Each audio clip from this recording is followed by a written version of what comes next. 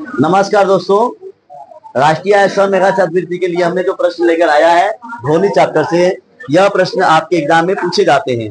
ठीक है, अब इस तरह का जो प्रश्न आपके इस चैप्टर से बनेंगे, उन चैप्टर से जहां से बनेंगे उन चैप्टर के लिए मैंने बनाया हुआ है। देखिए यहाँ पे हमारा पार्ट 6 बन रहा है ध्वनि चैप्टर का। क्या बन रहा है? पार्ट 6। ऐसे देखेंगे कुछ कार्यों की प्रबलता डेसिबल में, मतलब हम लोग जानते हैं कि ध्वनि की प्रबलता को किसमें मापते हैं?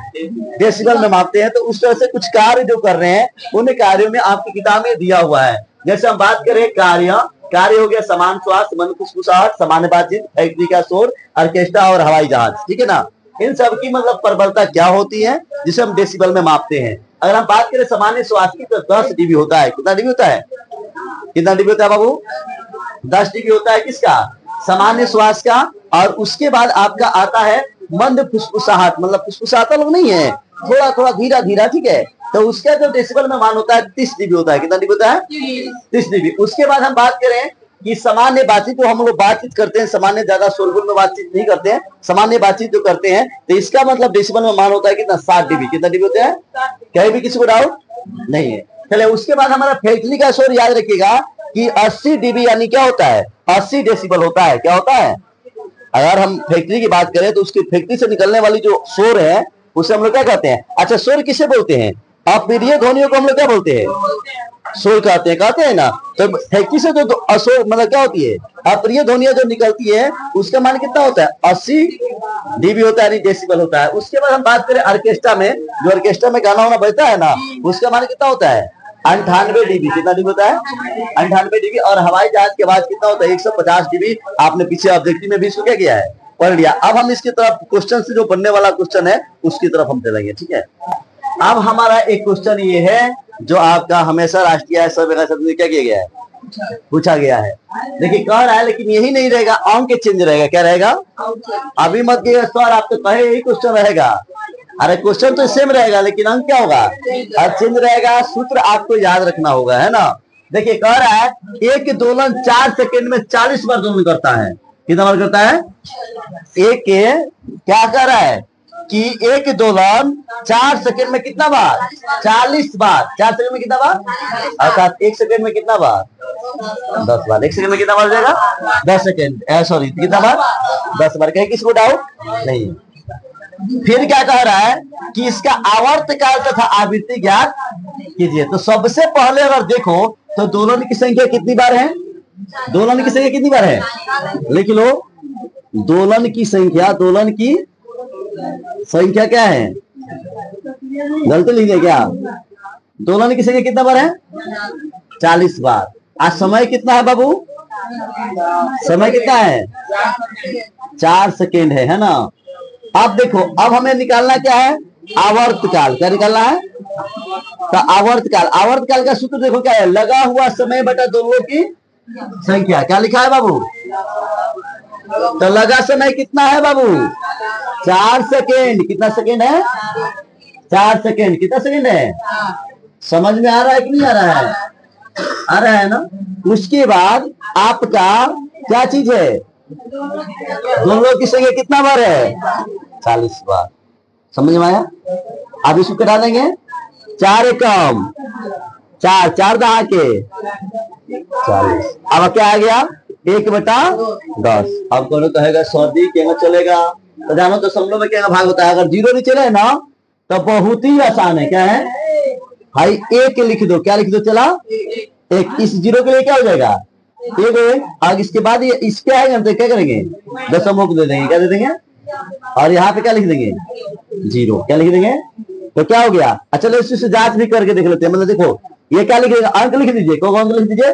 जो 1 है लिख दीजिए। आज 0 1 है ना। कितना अंक है? तो 1 और घड़ी क्या कीजिए? दशमलव। 2 0 होगा तो 2 घड़ी क्या करते हैं? दशमलव देते हैं। अगर उसके पहले कुछ नहीं तो उसके आगे 0 लगा देते। ठीक है ना। अब और क्या है यहाँ पे? अगर आप भाग करके भी इसके जांच करना चाहो तो कर सकते हो। देखो 10 से कितना भाग करना है? चला कितना भाग करना है? 1 में भाग लगेगा? नहीं लगेगा। तो मान लो कि यहाँ पे क्या करो? 0 डाल दो। यहाँ क्या कर दो? अगर देखो ये 0 कहाँ से है? यहाँ पे 0 डालो, यहाँ पे 1 आया। ठीक है, फिर यहाँ पे क्या होगा? भाग नहीं लगेगा। तो क्या करो? दशमलव दो, इसके साथ क्या लगेगा? 0। तो 10 से कम 10 क्या हो गया? कट गया। कहीं दिक्कत क्या आया? अब देखो आवर्त काल का हम किस में मापते हैं, आवर्त काल को किस में मापते हैं, सेकेंड में। तो क्या लिख दो यहाँ पे 0.1 सेकेंड, क्या लिख दो। तो क्या कह रहा था निकालने के लिए, आवर्त काल। क्या कह रहा था निकालने के लिए, आवर्त काल। अब आवर्त काल निकल गया, कौन निकल गया, क्या निकल गया बाबू, आवर्त काल। अब आपको क्या निकालना है बाबू, आवृत्ति। तो आवृत्ति का भी फॉर्मूला देखो हमने लिखा है साइड में, दोनों की संख्या बटा लगा, दोनों की संख्या कितना वाला है, और लगा सेकंड कितना है 4। तो 4 एकम 4, 4 दहा के 40, 4 दहा के 40, क्या हो जाएगा चला 10 हर्ट्ज हो जाएगा। हम लोग आवृत्ति को किस में मापते हैं, हर्ट्ज में। तो क्या हो जाएगा 10 हर्ट्ज। समझ में आया, आवृत्ति कितना हो गया 10 हर्ट्ज, और आवर्त काल क्या हो गया 0.1 सेकेंड। क्या दिक्कत किसी को, चलो नोट करो।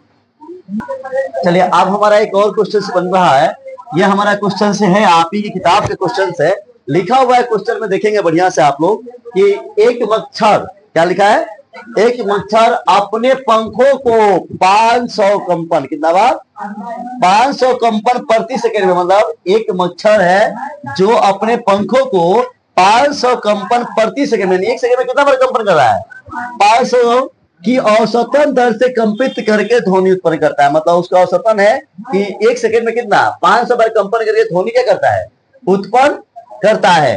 तो फिर कह रहा है कि कंपन का आवर्त काल तथा क्या करे, आवृत्ति ज्ञात करे। तो पिछले क्वेश्चन में हमने पढ़ा है कि क्या है, आवर्त काल का सूत्र क्या होता है, लगा समय बटा क्या होता है, दोलनों की संख्या।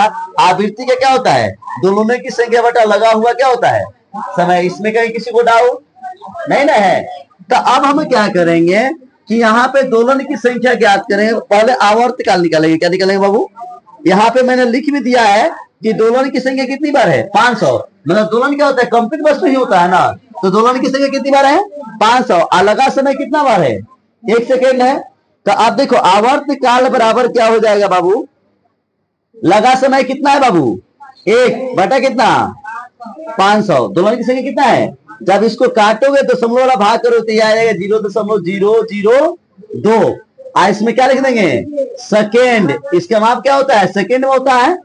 उसके बाद हम लोग क्या निकालेंगे, आवृत्ति। क्या निकालेंगे चला, आवृत्ति। आवृत्ति में क्या होता है, दोलनों की संख्या बटा लगा समय। तो दोलनों की संख्या कितनी है 500, लगा समय कितना है 1 सेकेंड। इसका कितना हो जाएगा 500 हर्ट्ज। क्या हो जाएगा, कहीं डाउट किसी को, चलिए थैंक यू।